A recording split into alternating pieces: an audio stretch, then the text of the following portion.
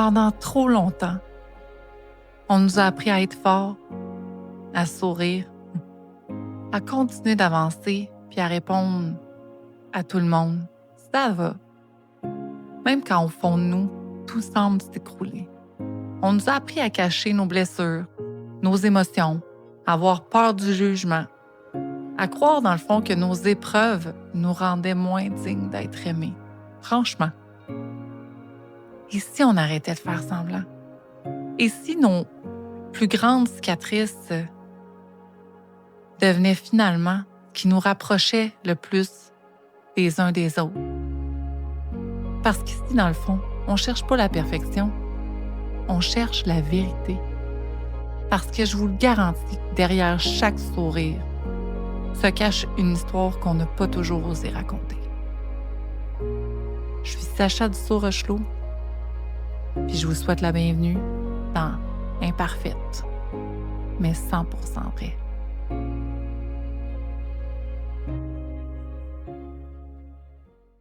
Aujourd'hui, c'est un podcast, un épisode en fait de podcast qui est totalement imparfait et totalement, je vous dirais, épeurant. Parce que c'est de me ramener à ici et maintenant. Parce que quand on arrête de consommer, souvent on va penser que tout va se régler. Que tout dépendait de la consommation. Donc, si j'arrête de consommer, c'était comme de tout ça que découlaient mes problèmes dans la vie.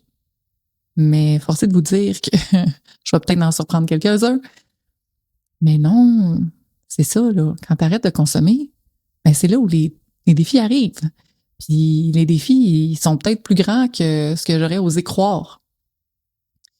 Parce qu'en fait, quand tu enlèves l'alcool, tu enlèves la drogue, tu enlèves toute substance, là, que ce soit des gens qui ont des problèmes de jeu, de nourriture, des relations toxiques, des relations de dépendance affective. Bref, tout ce qui te sert à te geler, à t'anesthésier, c'est plus là, là. Fait que si c'est plus là, tu te retrouves devant quoi? Ben, tu te retrouves devant toi. Et si tu consommes parce que dans le fond, tu n'as pas vraiment envie de voir ce qui t'habite, ce que tu ressens, ce que tu penses, que c'est ton moteur de survie, ben, tu pognes quand même toute qu'une débarque, tu sais. Pour moi, ben, ça a été vraiment rough. Je suis sortie de thérapie, j'étais toute seule dans mon appartement, puis j'avais mes enfants. Théoriquement, une semaine sur deux, parce qu'on venait de se séparer. Le père de mes enfants et moi. Puis la COVID est arrivée. Sauf que lui était dans le domaine de la santé, donc, par le fait même, ben là, j'avais mes enfants comme à temps plein. Puis il n'y avait plus de meeting, puis là, j'avais plus vraiment d'amis. J'avais pas de marraine.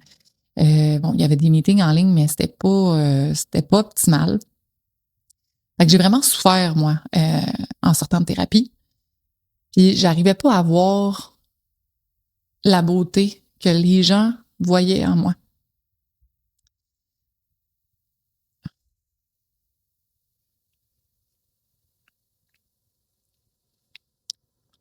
Avec du recul, ben, mon Dieu que je m'aimais pas. Ouais. J'étais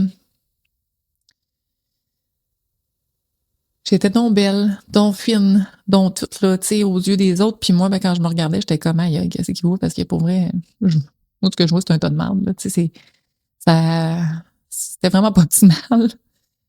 Fait que j'ai demandé de l'aide, encore une fois, tu sais. Parce que c'est ça, t'enlèves tout. Je pensais que j'étais pour aller mieux rapidement, que tous mes problèmes étaient pour disparaître. C'est ça. Je mettais tout le blâme sur l'alcool, tu sais, puis la dépendance quelconque. Au final, ben, je me suis rendu compte que, comme il nous disait en thérapie, que la consommation n'est que 15% du problème et que 85% du reste du problème, ben, c'est la gestion des émotions. Encore aujourd'hui, la gestion des émotions. Puis encore demain, la gestion des émotions. Tu sais, la sobriété, dans le fond, ce que je me suis rendu compte, c'est qu'elle m'a enlevé tous mes moyens de m'échapper, mon anesthésia, mon mécanisme de survie. Tu sais, soudainement, il fallait que je vive tout à froid. Fait que j'ai plus rien là, pour camoufler que je suis fâchée, que je suis triste, que je suis en colère, que je suis déçue, que c'est ça, que j'ai des attentes, puis ces attentes-là, ben, ils ont créé des blessures parce que n'ont jamais été répondues, finalement. Fait que mon combat, ben, c'était que fallait que je réapprenne à m'aimer. J'avais des gros problèmes d'estime de moi-même. Et je pense que ça perdure toute une vie. Tu sais, quand on a un vide intérieur, ce qu'on apprend, c'est comment bien le nourrir. Fait que on le ressent tout le temps. Tu sais, c'est comme la faim, on finit toujours par le ressentir, puis quand on le ressent, ben, on mange. Mais c'est la même chose avec la souffrance des dépendances. Je pense que c'est ce qu'on sert à aller camoufler, puis faut vraiment voir plus loin, tu sais. Comme quand ça arrive, ben c'est facile de se taper sa tête, là. Combien de fois je me suis fait des tempêtes, des scénarios qui n'existaient pas, puis que là, je partais en vrille, puis je voyais plus clair là, pendant des fois 3 jours, une semaine. Heureusement, aujourd'hui, ben avec les outils que j'ai découverts dans le mouvement, ben wow, ça peut durer des fois 20 minutes, mais au maximum une journée. Parce que demain est toujours un nouveau jour, tu sais. Ensuite de ça, ben, il a fallu que je prenne mes responsabilités, tu sais. La responsabilisation. On est bon, nous autres, pour blâmer tout le monde. C'est de la faute à tel, c'est de la faute à tel autre.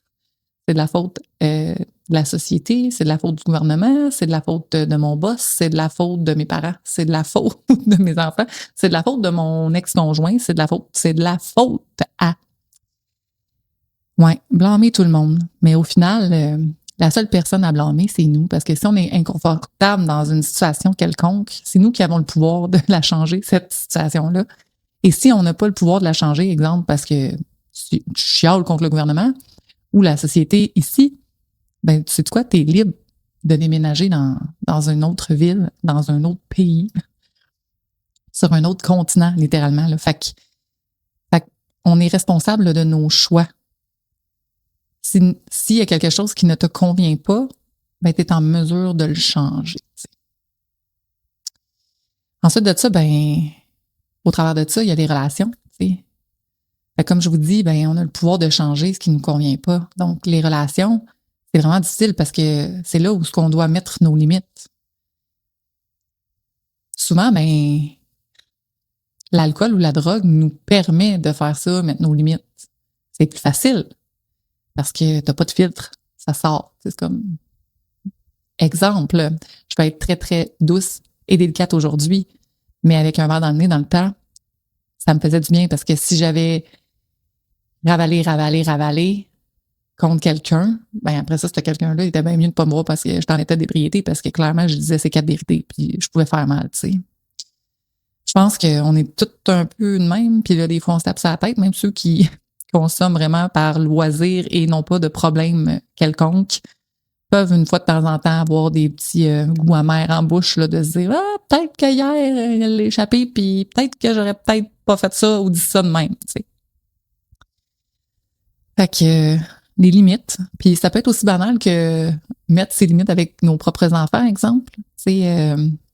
Je pense qu'il y a beaucoup de la problématique, dans mon cas, qui est due à le fait d'être aimé, accepté, se sentir utile, adéquate, assez. Puis pour ça, ben des fois, tu mets pas tes limites. Ben, souvent, en fait, tu mets pas tes limites. Fait que voilà. Sinon, ben, je pense que la chose qui me faisait le plus peur, c'était, entre autres, la solitude. C'est que j'ai trouvé ça dur. La solitude. Hey, puis on était en pleine pandémie, là. J'étais toute seule dans mon appartement. Oh mon Dieu, que c'était rough.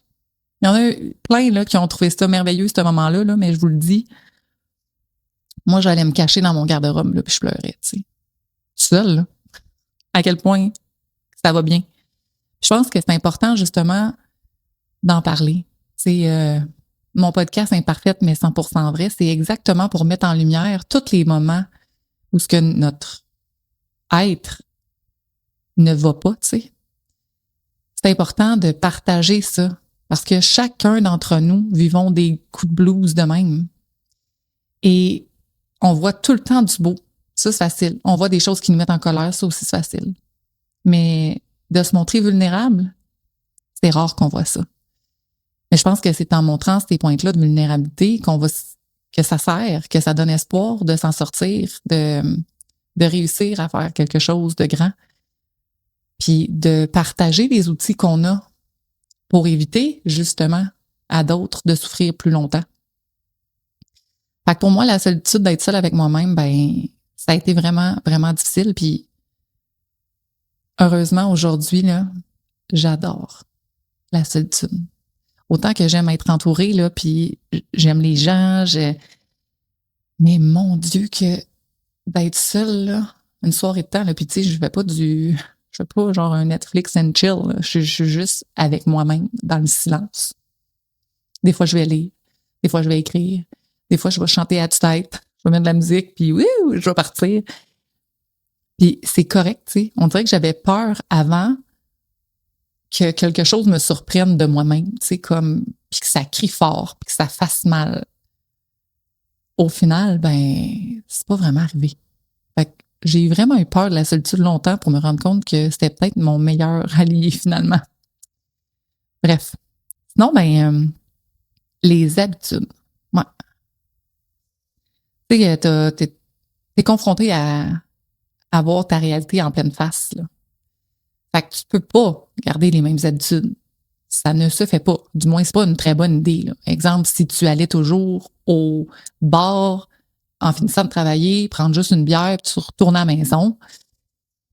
Bon, je suis désolée de t'apprendre que peut-être que va falloir que tu changes cette habitude-là par aller prendre une marche à la place autour d'un lac. Que tu fasses je sais pas moi, n'importe quelle activité, là. Du scrapbooking, des mots cachés, du tricot. Tu sais, comme, trouve-toi autre chose pour interchanger d'habitude parce que clairement, c'est fatigant, là. Ouais. Faut que tu en crées des nouvelles. C'est en créant des nouvelles que tu vas te faire un nouveau cercle de gens qui risquent de te ressembler davantage. Parce qu'on s'entend que tu tiens avec des gens qui te ressemblent habituellement.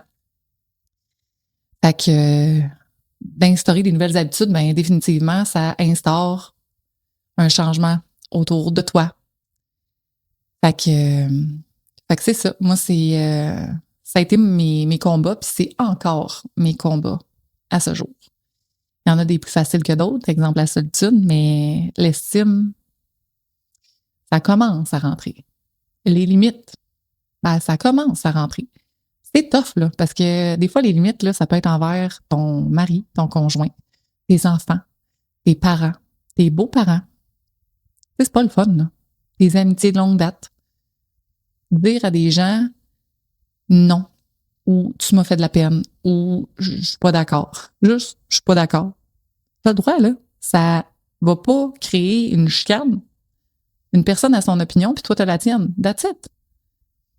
Fait que moi, ça, c'est encore un combat. Puis heureusement, je suis quand même contente parce que j'apprends à le faire de plus en plus et de mieux en mieux. Puis ça fait pas si peur que ça. Au contraire, même, je pense que c'est libérateur parce qu'à chaque fois que tu dis non à quelqu'un, à chaque fois que tu mets ta limite, ben, tu te donnes un peu plus d'amour. Fait que plus que je me donne l'amour, plus que je m'aime. Si on m'avait dit ça il y a comme 7 ans, là, j'aurais aimé ça. T'sais, c'est pour ça que je vous dis que dans le partage, dans le podcast, pour moi, c'est super important parce que si je peux éviter à quelqu'un de souffrir autant que j'ai souffert, mon Dieu Seigneur, que ça n'a pas de prix, tu sais. Fait que te laisser tranquille 30 secondes. On est bon pour se piocher sa tête, tu sais. Pourtant, ben, est-ce qu'on piochait sa tête de nos enfants ou de nos meilleurs amis, de nos parents, tu sais? Non, souvent, on va juste faire comme, ben là, franchement, parle-toi pas comme ça, puis là, mais non, mais t'es pas cave, là, tu sais, c'est normal, là, t'as juste voulu essayer quelque chose, puis c'est tout, on passe à d'autres choses, mais nous autres, par exemple, quand c'est pour nous, mon Dieu qu'on peut être, on peut être intense un peu, tu sais. Tout ça pour dire qu'en fait, ce qui m'a vraiment sauvée, là, ben, la thérapie, tu sais, ça a été le premier pas vers la guérison, d'aller chercher de l'aide. Les AA, fait que les meetings, j'aimerais ça vous dire que non, là, mais une chaise, c'est, dans le fond, c'est ton assurance vie, tout simplement. Fait que, une marraine pour t'aider à travailler tes étapes. Pauvre marraine, parce que des fois, en fait, je l'appelais minimum tous les jours au début, des fois des 2, 3, 4 fois par jour. Qu'est-ce qui te permet, en tant qu'être humain, là, avec n'importe quelle maladie, là, souvent tu vas aller à l'hôpital, puis tu as des rendez-vous, puis c'est difficile. Qu'est-ce qui est plus beau comme maladie que d'avoir un mode de vie puis une communauté comme ça, tu sais? Parce que moi, sans elle, là, c'est sûr que je virais folle. Ça aurait été vraiment, vraiment plus rough que ça. Elle a été là. Elle m'a appris, comme je vous dis, à faire les étapes, à me donner des exercices pour m'aimer, puis aller creuser, tu sais, pourquoi que je me sentais croche, que j'avais peur, tu sais, de moi. Elle m'a donné tout plein de beaux outils. Elle m'a donné une discipline parce que je devais l'appeler à tous les jours. Fait que j'avais pas le choix. C'était la discipline de faire ce que j'avais à faire, de faire mes devoirs, de lire. J'ai de la misère à lire, là. Aujourd'hui, j'adore lire, mais, tu sais, lire dans le temps, puis écrire. Mon Dieu, qu'elle m'a fait écrire. Bref. Fait que la discipline de changer mes routines pour que ce soit plus sain, que ce soit plus équilibré, de pas chercher à avoir la maladie des 3T, là, ça nous rend malade encore plus. Là. Mais je ne sais pas si vous la connaissez, mais la maladie des 3T, c'est tout de suite, tabarnak. Ben ouais, drette de même. Ça, là, on l'a encore souvent. Là, ça perdure. Là. Fait que, on l'atténue, mais on le guérit pas totalement. Ensuite de ça, ben, la spiritualité, j'aimerais ça vous dire que non, mais Seigneur. Il y a une puissance supérieure là, à nous-mêmes, à quelque part, qui fait ce que tu peux pas faire pour toi. Là. À toutes les fois où j'ai voulu contrôler des situations, mon Dieu que c'était compliqué. Tout était croche, tu sais. C'est déjà arrivé là, que je voulais donc contrôler une situation. Puis là, il fallait que j'aille porter quelque chose à quelque part, puis là, je voulais contrôler, tu sais. Fait que je dis, je vais y aller, parce que je voulais pas que ce soit personne d'autre qui aille porter ça. T'sais. C'était moi là, qui étais en charge. Mais c'était pas sain que ce soit moi qui soit en charge. Ben, tabarouette. J'ai reculé dans le char, dans ma cour. T'sais. J'ai pris un char et j'ai reculé dans un autre char. Fait que tu sais, pour te dire que comme, hey, lâche les cordes. Et depuis que je lâche les cordes, je vous le jure que la vie s'organise pour faire ce qu'elle a à faire, puis c'est ma foi, beaucoup plus bon en bouche de voir ce qu'elle fait. Parce que c'est le corps de ce que j'aurais pu espérer vouloir, tu sais. Autant dans le bien que dans le pas bien, là, tu sais. Quand il y a quelqu'un qui mérite un char de merde, je lâche les cordes. Ben, tabarouette. Il y a plus qu'un char de merde. Je pense qu'il y a un camion qui déload au complet, tu sais. Fait que, faites confiance à la vie, s'il vous plaît. C'est tellement plus simple. Je sais que c'est rough, là. Moi aussi, j'ai eu de la misère à dropper les gants. Mais, un coup qu'on le fait, ça vaut très cher. Je vous le garantis, là, cette liberté-là que ça nous amène de juste faire comme, tu sais quoi? Mon bien-être à moi vaut plus cher que l'emprise que je donne à cette personne-là. De donner ça à quelqu'un d'autre alors que cette personne-là ne sait même pas qu'elle a ce pouvoir-là sur vous, c'est troublant, là. Fait que de lâcher les cordes, c'est d'accepter que la vie va s'en charger, d'accepter que je ne peux contrôler cette situation-là, cette personne-là. Fait que ça l'amène une libération épouvantable. Fait que je le souhaite vraiment, ça, que vous y touchiez, c'est tellement bon. Puis, ben oui, ce qui m'a sauvée, ben, c'est de changer d'entourage. Ça n'a pas été évident parce que c'est des gens que j'apprécie. Il y en a certains qui font encore partie de ma vie, mais d'autres que j'ai se sont tassés naturellement, d'autres que j'ai dû tasser un petit peu volontairement également. Mais si on veut aller bien, si on veut vraiment s'en sortir, c'est un passage obligé, tu sais. C'est malheureux parce que, dans le fond, il n'y a pas de recette miracle. Puis j'ai envie de vous dire, en fait, que on a les résultats à la hauteur des efforts qu'on y met. Fait que si tu mets, exemple, 80% dans ton rétablissement, ben tu vas avoir 80% des résultats. Si tu mets 120% dans ton rétablissement, je vous garantis que vous allez avoir 120% des résultats. Au diable, les demi-mesures. Là, c'est le temps. Puis souvent, ben, les bons dépendants que nous sommes, on a une volonté déchaînée. Ben, c'est le temps. Dans le rétablissement, c'est l'endroit idéal pour faire ça. Puis, il y avait une phrase aussi qui m'était restée, que ma marraine me disait régulièrement, c'est « Tu vas souffrir à la hauteur de ton ego. Plus ton ego est grand et démesuré, plus tu souffriras. » Et j'ai pas le choix de vous dire que c'est vrai.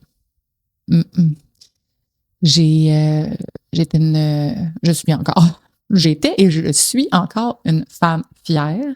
J'aime les belles choses. J'aime réussir. J'aime quand tout va vite. J'aime ça quand que je suis bonne dans quelque chose. Fait que des fois, je vais m'infliger beaucoup, beaucoup, beaucoup. Mais ça me fait souffrir aussi des fois beaucoup, beaucoup, à beaucoup. Fait que ça m'avait vraiment comme maintenu. Fait que quand je chantais, puis quand je sens encore que je souffre, je suis comme, oh, qu'est-ce que mon ego n'aime pas là, tu sais. Souvent, ça va toujours être avec les fameuses blessures là, de Lise Bourbeau. Là. Je ne sais pas si vous avez lu ça, mais bref, les 5 blessures de Lise Bourbeau. Fait qu'on a l'abandon, on a la trahison, on a l'injustice, on a le rejet et on a l'humiliation. L'humiliation, c'est plus rare, mais souvent, on a les 4 autres. Et quelques-uns ont également la honte, l'humiliation. Bref, moi, ben, tout découle de l'abandon, la trahison.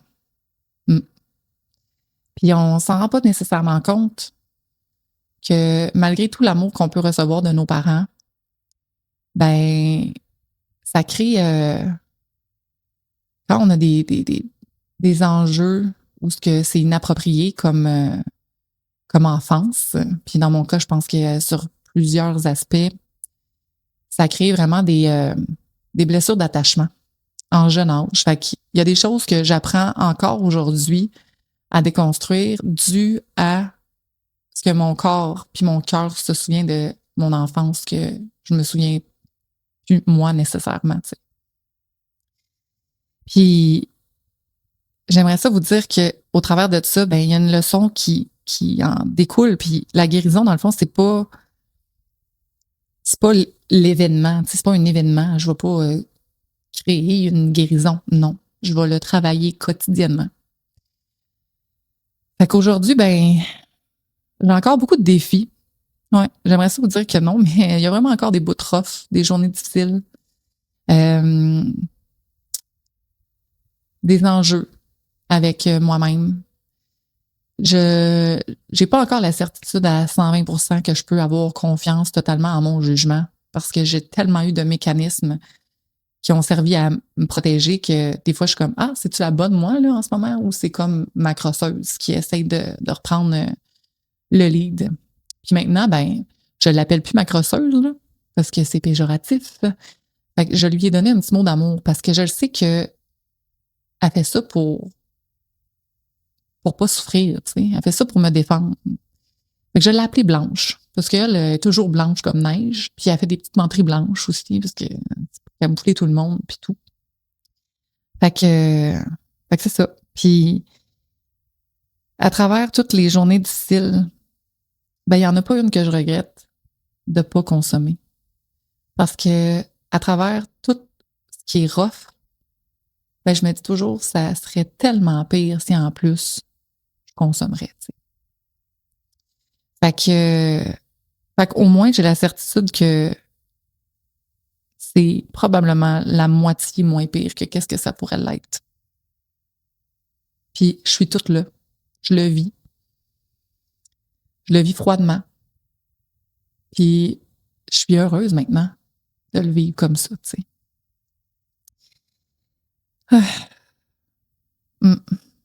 Fait que je me demande, là,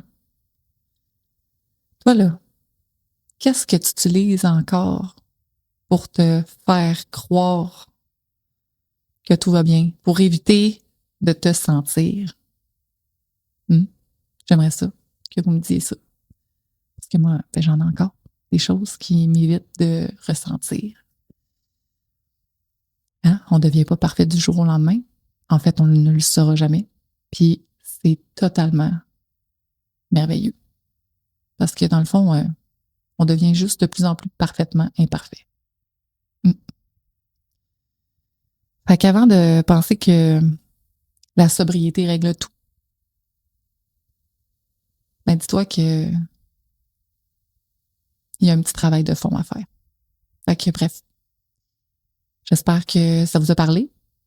Moi, ça m'a fait du bien. Si ça fait du bien à une personne, ben j'en suis heureuse. Et on se retrouve sur un autre épisode où je vous parlerai de tous les bienfaits et les promesses que ça l'a réalisé au travers tout ça, malgré tout. Fait que je vous dis à bientôt. Merci d'avoir été là. Tu le sais, on passe tellement de temps là, à essayer d'être plus fort, plus performant, plus parfait, qu'on finit parfois par oublier que notre plus grande force, c'est simplement d'avoir le courage d'être vrai. Alors, si aujourd'hui mon épisode te fait réfléchir, t'as même peut-être un peu brassé, t'as fait sourire ou t'as simplement permis de te sentir un peu moins seul, ben, il aura rempli sa mission. Avant de te quitter, j'aimerais te laisser sur une dernière pensée. Tes épreuves, là, qui expliquent ton histoire. Elles expliquent peut-être certaines de tes peurs, certaines de tes réactions ou certaines de tes cicatrices, mais elles ne définiront jamais ta valeur. Et surtout, elles ne décideront jamais de la personne que tu choisis de devenir. Merci d'avoir partagé ce moment-là avec moi. Je suis Sacha, votre folle équilibrée.